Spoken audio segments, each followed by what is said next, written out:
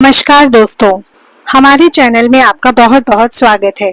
आज इस वीडियो में हम जानेंगे श्रावण मास कृष्ण पक्ष वर्ष 2024 कामिका एकादशी व्रत के शुभ मुहूर्त के बारे में, पारण कब और किस समय से किया जाएगा, व्रत महत्व के बारे में और फिर सुनेंगे कामिका एकादशी की व्रत कथा। आप सभी भक्तों को कामिका एकादशी व्रत की ढेर सारी शुभकामनाएं। आप सभी के जीवन में लक्ष्मी नारायण की कृपा से आप सभी को सभी प्रकार के सुख और समृद्धि की प्राप्ति हो। लक्ष्मी नारायण आप सभी भक्तों की कामनाओं को पूरा करे। श्रावण मास में पड़ने वाली कृष्ण पक्ष की एकादशी को कामिका एकादशी और कामदार एकादशी के नाम से जाना जाता है। यह व्रत भगवान श्री कृष्ण भगवान विष्णु को अति प्रिय होता है।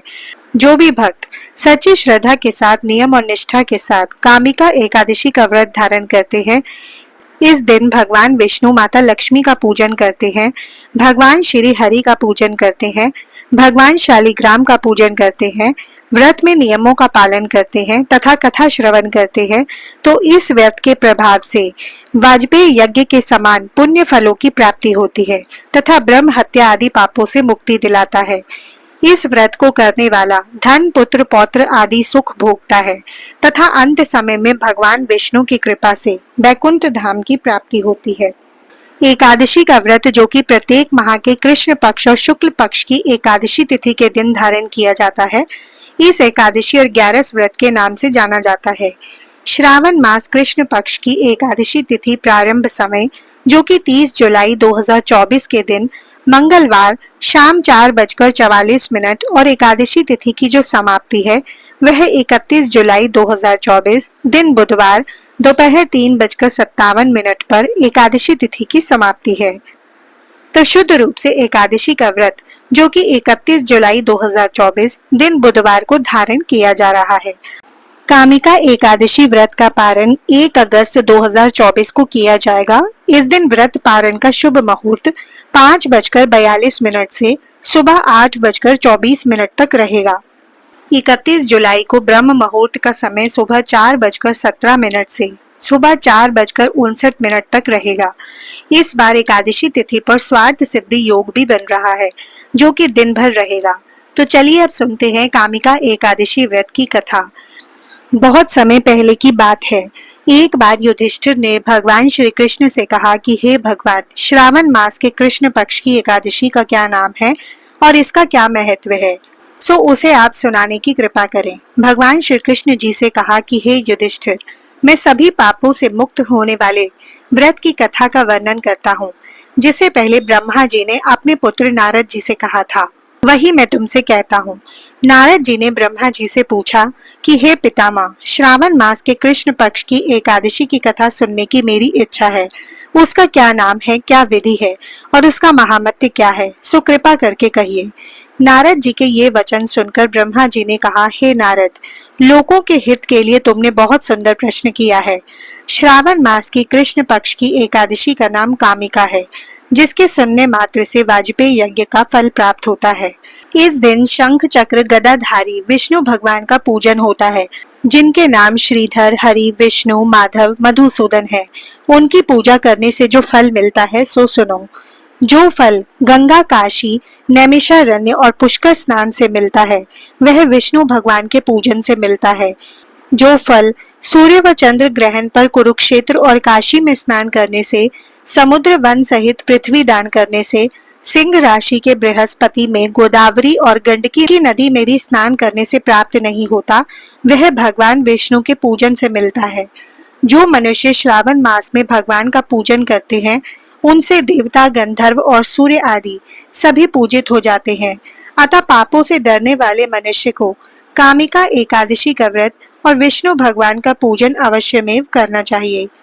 पाप रूपी कीचड़ में फंसे हुए और संसार रूपी समुद्र में डूबे मनुष्यों के लिए इस एकादशी का व्रत और भगवान विष्णु का पूजन अत्यंत आवश्यक है।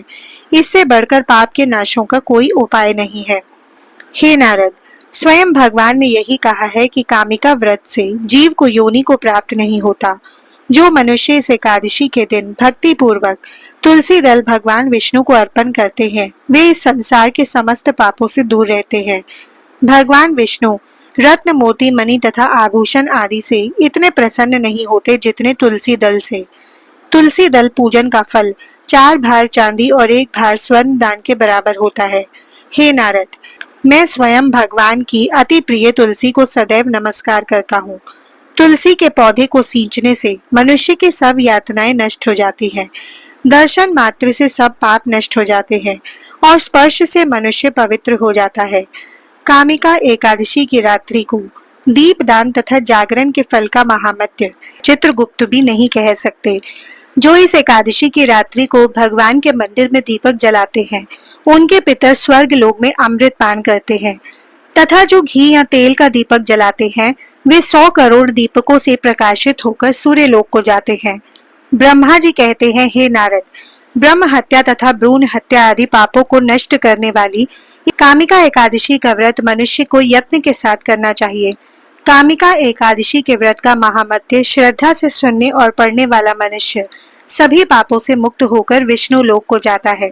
चलिए भक्तों, अब कामिका एकादशी व्रत की कथा श्रवण करते हैं। एक समय की बात है, एक गांव में एक क्षत्रिय रहता था। वह अपने आप पर बहुत गर्व करता था, खासकर अपनी शक्ति और बल पर उसे अभिमान था। क्षत्रिय भगवान को बहुत मानता था, लेकिन उसके मन में घमंड था। वह हर दिन भगवान विष्णु की पूजा करता और उनकी उपासना में लीन रहता था। एक दिन वह किसी महत्वपूर्ण कार्य के लिए घर से बाहर यात्रा पर निकला। रास्ते में उसकी मुलाकात एक ब्राह्मण से हो गई। दोनों में किसी बात को लेकर झगड़ा हो गया। झगड़ा इतना बढ़ गया कि बात हाथापाई तक आ पहुंची। क्षत्रिय बहुत बलवान था, इसलिए ब्राह्मण अपनी दुर्बलता के कारण क्षत्रिय के वार को सहन न कर पाया और वह वहीं गिर गया और उसकी मृत्यु हो गई।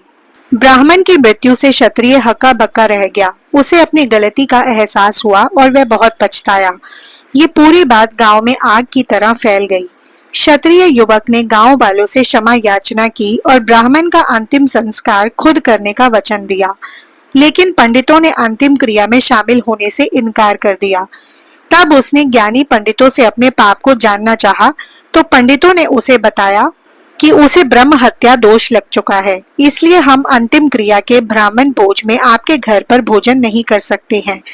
यह सुनकर क्षत्रिय ने ब्रह्म हत्या दोष के प्रायश्चित का उपाय पूछा।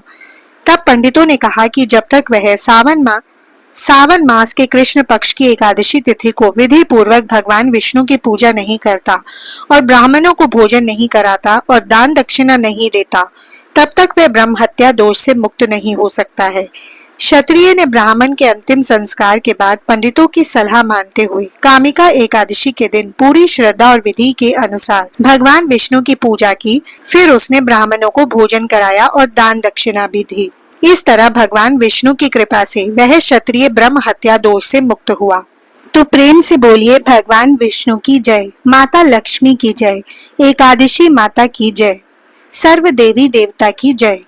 इसी प्रकार से जो भी भक्त सच्ची श्रद्धा के साथ नियम और निष्ठा के साथ कामिका एकादशी का व्रत धारण करते हैं, भगवान की पूजा करते हैं, कथा श्रवण करते हैं, रात्रि जागरण करते हैं, व्रत में नियमों का पालन करते हैं, इस व्यक्ति के सभी प्रकार के पापों का नाश होता है।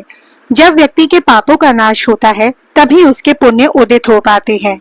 उसके बाद ही सांसारिक सुखों की प्राप्ति हो पाती है। जो भी भक्त एकादशी का व्रत धारण करने वाले हैं, उन्हें दशमी के दिन से ही व्रत के नियमों का पालन करना चाहिए। दशमी तिथि के दिन सूर्यास्त होने से पहले ही भोजन ग्रहण कर लेना चाहिए। शुद्ध और सात्विक आहार ग्रहण करना चाहिए। दशमी की रात्रि को भगवान विष्णु के नाम का स्मरण करते हुए एकादशी व्रत का स्मरण करते हुए सोना चाहिए। एकादशी की सुबह ब्रह्म मुहूर्त में उठ करके नित्य क्रियाओं से निवृत्त होकर गंगा नदी में या घर में नहाने के पानी में ही थोड़ा सा गंगा जल मिलाकर स्नान करना चाहिए। शुद्ध वस्त्र धारण करना चाहिए। व्यक्ति को व्रत का संकल्प लेना चाहिए। भगवान विष्णु से प्रार्थना करनी चाहिए कि हे भगवान विष्णु, आज मैं कामिका एकादशी का व्रत धारण करने जा रही हूँ या जा रहा हूँ। इस प्रकार से भगवान से प्रार्थना करें, मेरे सभी प्रकार के पाप नष्ट हो जाएं, हमें पुण्य फलों की प्राप्ति हो। आपके मन में जो भी इच्छा हो, जो भी कामना हो, वह भगवान से कह लें कि यह कार्य मेरा निर्विघ्न पूरा हो। आप हमें अपना आशीर्वाद प्रदान करें। इस प्रकार भगवान से प्रार्थना करके एकादशी तिथि के दिन रात्रि उपवास रहते हुए भगवान का सुबह और शाम के वक्त पूरे विधि विधान के साथ पूजन करना चाहिए। कथा श्रवण करनी चाहिए, भगवान की आरती करनी चाहिए। एकादशी की रात्रि जागरण करते हुए समय को व्यतीत करना चाहिए और द्वादशी की सुबह उठकर स्नान करके शुद्ध वस्त्र धारण करके भगवान का पूजन और आरती कर लेनी चाहिए।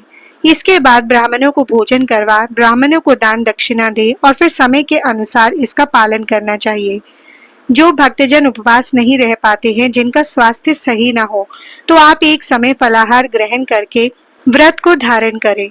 व्रत के दौरान व्यक्ति को किसी के ऊपर क्रोध नहीं करना चाहिए। अपने मन में किसी के प्रति ईर्ष्या या द्वेष का भाव नहीं लाना चाहिए। ब्रह्मचर्य का पालन करना चाहिए। तामसिक वस्तुओं का प्रयोग बिल्कुल भी नहीं करना चाहिए। नशीले पदार्थों का सेवन नहीं करना चाहिए। धर्म का आचरण करते हुए रहना चाहिए। इस दिन भगवान विष्णु के चरणों में अपना मन लगाना चाहिए। इस दिन जहां तक बन सके ओम नमो भगवते वासुदेवाय या श्री कृष्ण गोविंद हरे मुरारी आदि का जप करते रहना चाहिए। इससे भगवान विष्णु अपने भक्तों पर अति प्रसन्न होते हैं और अपनी कृपा प्रदान करते हैं। तो आशा करती हूँ दोस्तों, यह जानकारी आपको अच्छी लगी होगी। ऐसी ही ज्ञानवर्धक जानकारी प्राप्त करने के लिए आप हमारे चैनल को सब्सक्राइब कर लें और बेल आइकन को जरूर प्रेस करें ताकि आने वाली वीडियो का नोटिफिकेशन आपको समय से मिलता रहे। वीडियो को लाइक जरूर करें और वीडियो को शेयर करें। जय श्री राधे कृष्ण।